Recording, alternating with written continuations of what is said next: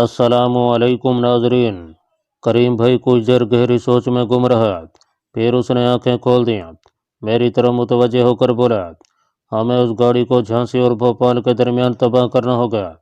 میرے ذہن میں ایک ویران ریلوے اسٹیشن آ گیا ہے جس کا نام مڈ گھاٹ ہے، یہاں سے ہم ٹرین پر اٹیک کر سکتے ہیں۔ میں نے پوچھا، مڈ گھاٹ ریلوے اسٹیشن میں کون سی خاص بات ہے، اور اس سے پہلے ہم کسی اور جگہ گاڑی کو تباہ کیوں نہیں کر سکتے؟ ماسٹر سپاہی کریم بھائی نے مجھے تفصیل سے سمجھاتے ہوئے کہا، یہ ایک ملٹری ٹرین ہے، اسلحہ سے بھری ہوئی ہے، اور خاص طور پر اس میں نیپالم بم کے راکٹوں کی بھاری تعداد موجود ہے۔ ظاہر ہے اس کی سیکورٹی کے زبردست انتظام کیے گئے ہوں گے۔ سیکورٹی گارڈز کی پوری پلاٹون اس کے ساتھ سفر کر رہی ہوگی۔ میں نے اس کی بات کاٹتے ہوئے کہا، لیکن ہم اس گاڑی کو بھارتی پنجاب کے علاقے میں بھی تباہ کرنے کی کوشش کر سکتے ہیں، وہاں ہمیں خالصتان تحریک کے سکھوں کی بھی مدد مل سکتی ہے۔ کریم بھائی بولا، پنجاب میں گاڑی پر ہمارا حملہ ناکام بھی ہو سکتا ہے، کیونکہ خالصتان کی تحریک اور کشمیری کمانڈوز کے خطرے کے پیش نظر اسلحہ سے لدی ہوئی یہ گاڑی جب بھارتی پنجاب کی حدود میں داخل ہوگی تو اس کی سیکورٹی مزید سخت کر دی جائے گی۔ بہت ممکن ہے کہ اس کے آگے اور پیچھے سیکورٹی گارڈز کا ایک اضافی ڈبہ بھی لگا دیا جائے، جس کی چھت پر انڈین گنر مشین گننے لگے مورچے بنا کر بیٹھے ہوں گے۔ پنجاب سے پہلے خاص طور پر مدھیہ پردیش کا جو علاقہ ہے، یہاں فوجی نقطۂ نگاہ سے ٹرین کو کسی تخریبی کارروائی کا خطرہ نہیں ہے۔ یہاں کبھی کسی فوجی ٹرین پر کشمیریوں کو کمانڈو اٹیک نہیں ہوا، اس لیے سیکورٹی کے حکام یہاں ٹرین کی سیکورٹی کی جانب سے نارمل رہیں گے۔ ہمارے کمانڈو اٹیک کے لیے یہی علاقہ سب سے موزوں رہے گا، اور اس علاقے میں صرف مڈ گھاٹ نام کا ایک ایسا غیر آباد ویران سا دیہاتی ریلوے اسٹیشن ہے جہاں سے ہم ٹرین پر اٹیک کر سکتے ہیں۔ میں نے مڈ گھاٹ کے بارے میں مزید پوچھا تو ماسٹر سپاہی نے کہا، یہ سارا علاقہ میرا دیکھا ہوا ہے، تم اس کی فکر نہ کرو، میں اس مشن میں تمہارے ساتھ ہوں گا۔ میں نے کہا، ٹرین کو تباہ کرنے کے لیے ہمیں تمہارے خیال میں کیا طریقہ اختیار کرنا چاہیے؟ ایک طریقہ تو یہ ہے کہ ہم ریلوے لائن میں 2-3 جگہوں پر زبردست دھماکے سے پھٹنے والے بم لگا دیں۔ ماسٹر سپاہی کریم بھائی کہنے لگا، اگر ٹرین میں صرف گولہ بارود ردہ ہوتا تو ہم ایسا کر سکتے تھے، لیکن میری اطلاع کے مطابق ٹرین کے 3 ڈبے نیپالم راکٹوں سے بھرے ہوئے ہیں، اور نیپالم راکٹوں کے بارے میں تازہ ترین تحقیقات کی روشنی میں یہ بات سامنے آئی ہے کہ اس کے ڈیٹونیٹر فیوز کو ضرب نہ لگائی جائے یا اس پر کسی دوسرے راکٹ کی ڈائریکٹ ہٹ نہ لگائی جائے تو یہ نہیں پھٹتا۔ اگر ہم ریلوے لائن کو اکھاڑ بھی دیتے ہیں تو اس کے 2 ہی نتیجے سامنے آ سکتے ہیں۔ پہلا نتیجہ یہ ہو سکتا ہے کہ انجن ڈرائیور دور سے پٹری کو اکھڑا ہوا دیکھ لے یا قریب جا کر ٹرین روکنے میں کامیاب ہو جائے، یا اگر روکتے روکتے ٹرین کے 2-3 ڈبے الٹ بھی جائیں تو اس سے ساری گاڑی کو نقصان پہنچنے کا امکان نہیں ہے، کیونکہ نیپالم راکٹ یقیناً پچھلے ڈبوں میں بھرے ہوئے ہوں گے۔ فرض کریں کہ ساری کی ساری گاڑی الٹ جاتی ہے، تب بھی یہ ضروری نہیں ہے کہ ساری ٹرین کے اسلحے کو آگ لگ جائے۔ یہ جدید سائنس کا زمانہ ہے، اسلحہ کو یقیناً پوری طرح سے محفوظ بنا کر ٹرین میں لے جایا جا رہا ہوگا۔ میں نے بھی کمانڈو تربیت کے دوران اسلحہ وغیرہ کی پوری ٹریننگ لے رکھی تھی۔ میں نے اظہار خیال کرتے ہوئے کہا، اس کا مطلب یہ ہے کہ ہمیں ان ڈبوں یا بوگی پر جس میں نیپالم راکٹ لے جائے جا رہے ہیں راکٹ فائر کرنے ہوں گے۔ کریم بھائی نے مسکرا کر میری طرف دیکھا، کہنے لگا، تم نے بالکل ٹھیک کہا، ہمیں راکٹ لانچر سے راکٹ فائر کرنے ہوں گے اور چلتی ٹرین پر نشانہ لگانا ہوگا، اور نشانہ بھی صرف ان ڈبوں کا لگانا ہوگا جن میں نیپالم راکٹ ہوں گے۔ میں نے کہا، اس بارے میں کیسے یقین سے کہا جا سکتا ہے کہ نیپالم راکٹ پچھلے ڈبوں میں ہی بھرے ہوئے ہوں گے؟ کریم بھائی بولا، اس کا مجھے پورا یقین ہے، مجھے اس بارے میں اپنے ذرائع سے بھی یہی اطلاع ملی ہے کہ خطرناک اسلحہ ٹرین کی عقبی بوگیوں یا ہوگی میں لدا ہوا ہوگا۔ مجھے ایک خیال آ گیا۔ میں نے کہا، کیا راستے میں کوئی پہاڑی سرنگ نہیں آتی؟ میرا مطلب ہے کہ ہم سرنگ میں ٹرین پر حملہ نہیں کر سکتے۔ نہیں، یہ ہرگز نہ سوچنا۔ پہلی بات تو یہ ہے کہ سرنگیں بمبئی سے پوری اسٹیشن تک اوپر تلے آتی ہیں، دیولالی سے آگے برہان پور تک 2-1 سرنگیں آتی ہیں، مگر وہ چھوٹی ہیں۔ ویسے بھی سرنگ میں چھپ کر ہم ڈبے پر راکٹ فائر نہیں کر سکتے، اگر فائر کر بھی دیا تو ساتھ ہمارے بھی پرخچے اڑ جائیں گے۔ مڈ گھاٹ کا اسٹیشن اس کمانڈو ایکشن کے لیے بالکل موزوں رہے گا۔ میں تمہیں پہلے ساتھ لے جا کر یہ جگہ دکھا دوں گا۔ ابھی ٹرین کے چلنے میں 10 دن باقی ہیں، हम कालीमठ घाट का सपाट देखने के लिए अहमदाबाद से रवाना हो जाएंगे। हमें अहमदाबाद से बजरिया बस रतलाम तक सफ़र करना होगा। रतलाम से हम ट्रेन पकड़ेंगे और भोपाल आ जाएंगे। मडघाट भोपाल और झांसी के दरमियान एक स्टेशन है। तुम ऐसा करना, सुबह 10 बजे अहमदाबाद के शिवपुरी वाले बस अड्डे पर पहुंच जाना। वहां से रतलाम के लिए लारियां चलती हैं। तुम्हें जो पहली लारी मिले तुम उसमें सवार होकर रतलाम पहुंच जाना। मेरा इंतज़ार ना करना। तुम रतलाम के लारी अड्डे पर मेरा इंतज़ार कर सकते हो। मैं वहां तुम्हारे थोड़ी ही देर बाद पहुंच जाऊंगा। हम अहमदाबाद से इकट्ठे सफ़र नहीं करेंगे। और कोई ख़ास बात है? मैंने कहा।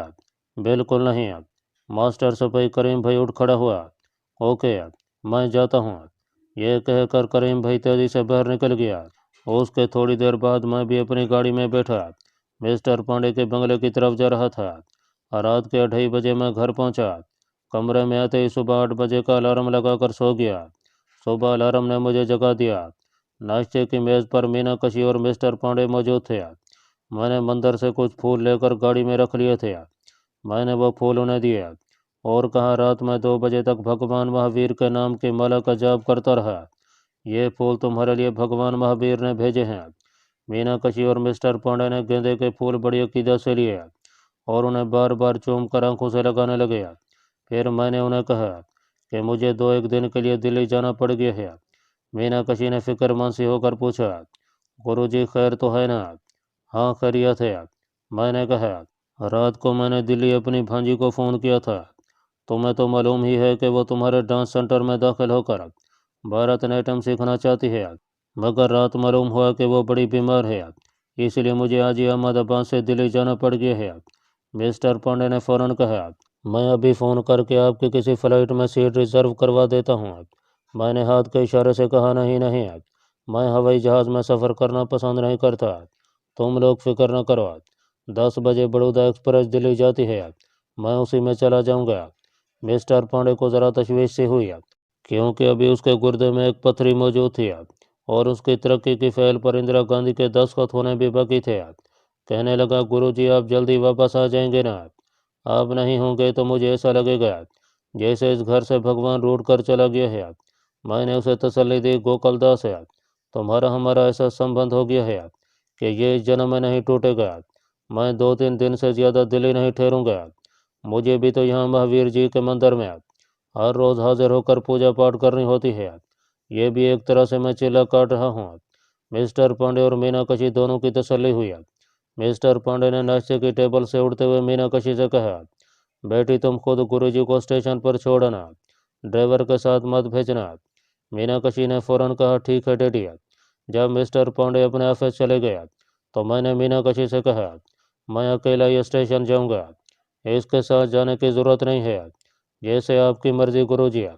मुझे मालूम था कि जैसे मैं बंगले से बाहर निकला खुफिया पुलिस का आदमी अपने मामूल के मुताबिक मेरे पीछे निकल पड़ेगा।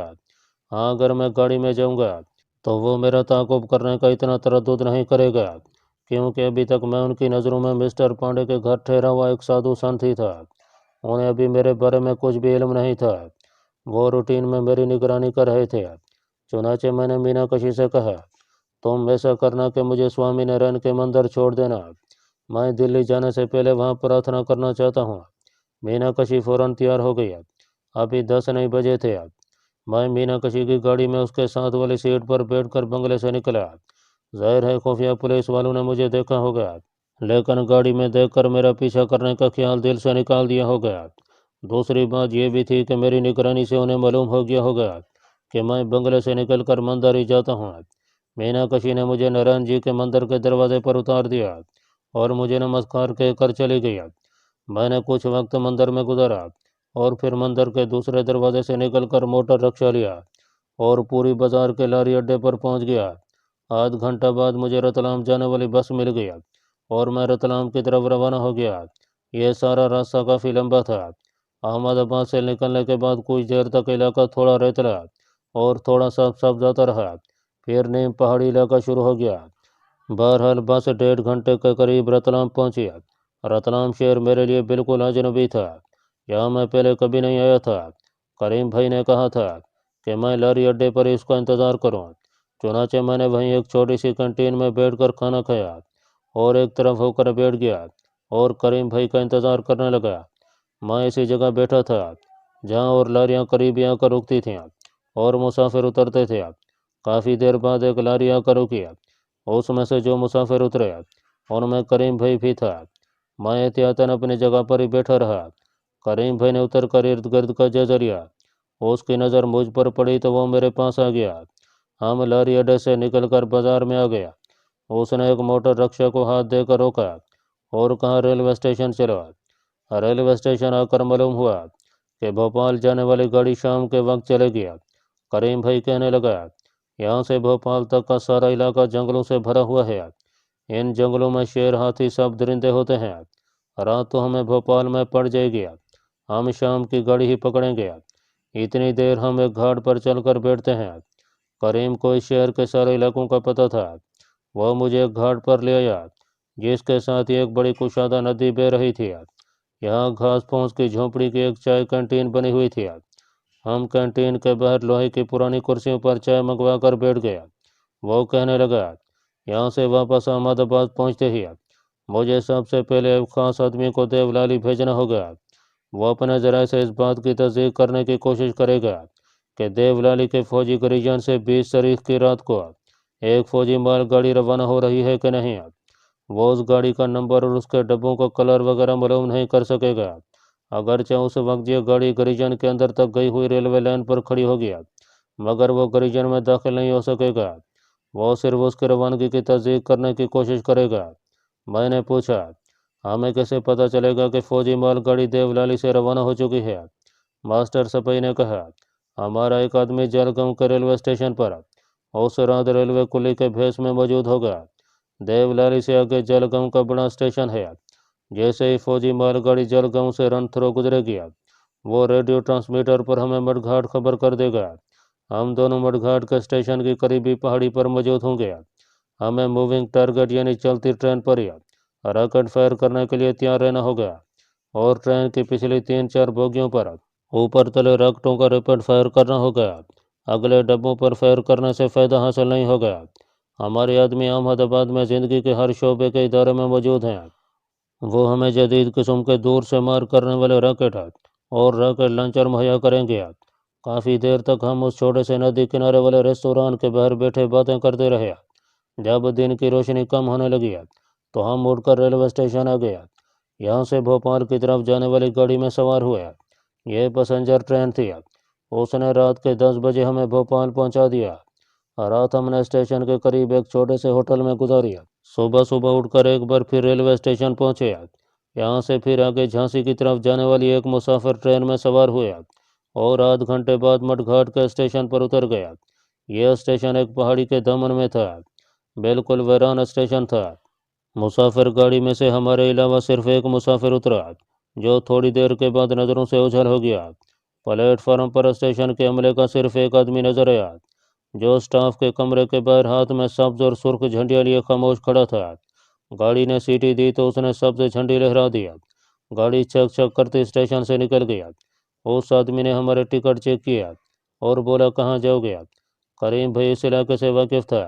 उसने किसी जगह का नाम लेकर कहा कि वहाँ जंगल में कटाई हो रही है, वहाँ जाएंगे। टिकट चेकर ने कहा, ध्यान से जाना, आजकल इधर एक आदमखोर शेर आया हुआ है। ये कहकर वो दफ्तर के कमरे में गया और दरवाज़ा बंद कर दिया। करीम भाई मुझे साथ लेकर प्लेटफार्म के शुमाल की तरफ चल पड़ा। कहने लगा, मैंने तुम्हें कहा था ना, ये जंगल बड़े खतरनाक हैं। ये हिंदुस्तान के वसी पहाड़ी जंगलों का इलाका है। ये खतरनाक घने जंगल आगे झांसी से लेकर नजीबाबाद की पहाड़ियों तक फैले हुए हैं। हम बातें करते प्लेटफार्म के आखिरी सिरे तक पहुंच गया। यहाँ से हमने एक टीले की चढ़ाई चढ़नी शुरू कर दिया। मैंने इर्द गिर्द का जायजा लिया। दूर दूर तक दिन की रोशनी में भूरे रंग की ऊंची नीची पहाड़ियाँ फैली हुई थीं। इन पहाड़ियों के दामन और ढलानें दरख्तों से ढकी हुई थीं। करीम भाई कह रहा था, इस मडघाट नाम के वीरान रेलवे स्टेशन पर रेलवे मुलाजिम भी आने से गुरेज करते हैं। जिससे दुश्मनी लेनी हो उसको यहाँ तब्दील कर दिया जाता है। इस स्टेशन पर कोई कोई मुसाफिर ट्रेन ही रुकती है। मैंने भोपाल से टिकट लेने से पहले दरियाफ्त कर लिया था कि ये ट्रेन मडघाट पर रुकेगी या नहीं। जब टिकट बाबू ने बताया कि गाड़ी मडघाट रुकेगी तो मैंने टिकट लिए थे।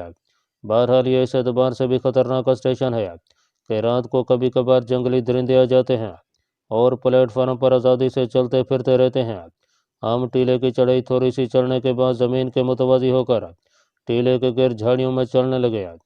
कोई 10 मिनट इसी तरह चलने के बाद एक चट्टान के पीछे निकले तो करीम भाई यहाँ रुक गया और बोला, यहाँ से ज़रा नीचे नज़र डालो। मैंने नीचे निगाह डाली तो दिन की रोशनी में मुझे रेल की पटड़ी चमकती नजर आई। कोई 50 फुट की ढलान थी। ढलान जहाँ ख़त्म होती थी वहाँ पर घाट स्टेशन का प्लेटफार्म शुरू हो जाता था। रेलवे लाइन मशरक से जनूब तक दूर तक नजर आ रही थी। करीम भाई बोला, यहाँ से हम मिलिट्री ट्रेन को दूर से आता हुआ देख सकते हैं और वो देर तक हमारी निगाहों के सामने से गुजरती रहेगी। यह पहाड़ की चढ़ाई है, यहाँ ट्रेन की रफ्तार भी नहीं होगी। उसने एक खंभे की तरफ इशारा करते हुए कहा, यह खंभा पानी का पाइप है, यहाँ ट्रेन का इंजन पानी लेने के लिए रुक भी सकता है। मैंने कहा, अगर इंजन यहाँ पानी लेने के लिए रुकेगा तो बाकी की सारी ट्रेन तो पीछे दूर होगी। इस तरह टारगेट हमारी रेंज से दूर हो जाएगा। उसने कहा, भोपाल से आगे मालगाड़ी को 2 इंजन लगा दिए जाते हैं ताकि पहाड़ी इलाके में से ट्रेन आसानी से गुजर सके। चुनाचे मिलिट्री मालगाड़ी के भी 2 इंजन होंगे। एक इंजन आगे लगा होगा, एक इंजन पीछे लगा होगा। जब पहला इंजन पानी ले लेगा तो ट्रेन आहिस्ता आहिस्ता आगे खिसकने लगेगी ताकि पिछले इंजन को पानी लेने के वास्ते खंभे के नीचे लाया जाए। अगरचे बाकी ट्रेन यहाँ पानी लेने के लिए रुक गई तो हमें ट्रेन को उड़ाने के लिए बड़ा आसान टारगेट मिल जाएगा। मैंने उसे पूछा, ट्रेन यहाँ पहुँचेगी किस वक्त? करीम भाई ने कहा, देवलाली से चलकर आम ट्रेनें यहाँ दूसरे दिन रात के वक्त पहुँचती हैं, मगर ये असले से लदी हुई मालगाड़ी रन थ्रू हो गया। मेरे अंदाजे के मुताबिक यह दूसरे दिन शाम के वक्त पहुँची तो इससे कोई फ़र्क नहीं पड़ेगा। यहाँ प्लेटफार्म के खंभों पर बिजली के बल्ब रोशन होंगे, हम गाड़ी पर रॉकेट फायर कर सकेंगे। ट्रेन पर हमला करने के लिए इस रेलवे स्टेशन को मैंने इसलिए चुना है कि देवलाली से झांसी तक सारे रास्ते में इससे ज़्यादा दूर अफ्तादा वीरान और बेनामो निशान स्टेशन और कोई नहीं है। फिर ये चारों तरफ से छोटी छोटी पहाड़ियों और चट्टानों में घिरा हुआ है। हम ट्रेन उड़ाने के बाद आसानी से पहुँच हो सकते हैं। आसपास कोई पुलिस स्टेशन या कोई फौजी गरीजन भी नहीं है। तीसरी बात यह है कि इस स्टेशन पर रेलवे का अमला भी 2-3 आदमियों का ही होता है। यहाँ कोई कुली भी कहीं देखने में नहीं आया। ये सारी बातें हमारे मिशन के लिए बड़ी मौजूद और फ़ायदेमंद हैं, इसलिए मैंने इस स्टेशन का इंतखाब किया है। झांसी से आगे नीम पहाड़ी और नीम मैदानी इलाका शुरू हो जाता है। एक तो वहाँ हर स्टेशन के आसपास आबादियाँ हैं, दूसरे वहाँ ट्रेन की रफ्तार भी तेज़ हो जाती है। यहाँ तो मालगाड़ियाँ रेंग रेंग कर चलती हैं। हाँ, अगर रन थ्रू गाड़ी हो और उसको 2 इंजन लगे हों तो उसकी रफ्तार ज़रा तेज़ होती है। मैंने एक तरबियत याफ्ता कमांडो की हैसियत से इस जगह का जायजा लिया। वाकई यहाँ से ट्रेन पर रॉकेट फायर करना आसान था। ट्रेन अगर तेज़ रफ्तार भी हो तभी उसे निशाना बनाना ज़्यादा मुश्किल नहीं था, क्योंकि एक तो रेलवे लाइन नीचे उतराई में थी, दूसरे रास्ते में रुकावट कोई नहीं थी। टारगेट रात के वक्त भी और मूविंग हालत में भी दिखाई देता था और ज़्यादा फासले पर भी नहीं था।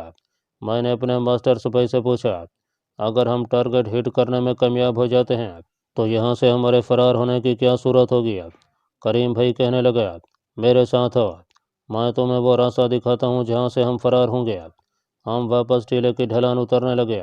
मैंने कहा, हम यहाँ किसी पहाड़ी गार में भी रात को छुप सकते हैं। वो कहने लगा, असला से भरी हुई एक फौजी ट्रेन की तबाही के साथ ही इस सारे इलाके को फौज अपने घेरे में ले लेगी और फौजी कमांडो सीधे हुए कुत्तों के साथ तकरीबकारों की तलाश में निकल पड़ेंगे। हम जंगल में अगर किसी शहर की कचार में भी छुपे हुए होंगे या ज़मीन के अंदर भी छुप कर बैठे होंगे तो कमांडो हमें पकड़ लेंगे। ट्रेन उड़ाने के बाद हमें फ़ौरन इस इलाके से निकल जाना होगा। मैं तुम्हें वो इलाका दिखाना चाहता हूँ जहाँ से हम फरार होंगे।